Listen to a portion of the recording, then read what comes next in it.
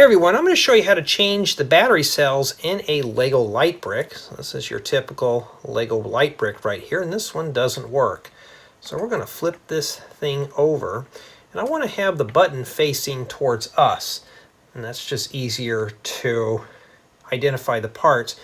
And we're going to take a small Phillips screwdriver to gain access into the battery compartment here. So we're just going to pop this open.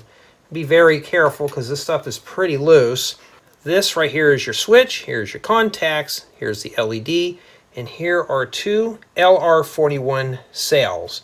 We're going to need to pull those out, so I have a small flathead screwdriver. I'm just going to kind of pull these out very carefully here. Okay, and that's what one of these look like. They're pretty small, 1.5 volts, about 30 milliamps. Yes, I'm getting a little technical here, and I have a bunch of these because I do a lot of wristwatch battery repair. And this one here is kind of hard to get out. You have to kind of fling it a little bit. Just be very careful and just work very slow. Now, after you pull out your batteries, this side here is the positive side and this side is the negative.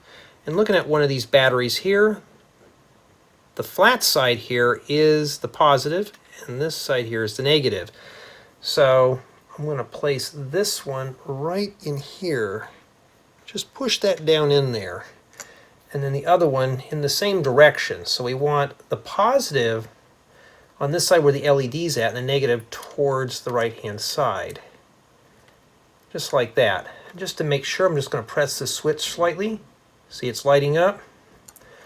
That means we changed the batteries. Well, the cells. And we're going to stick this back on here.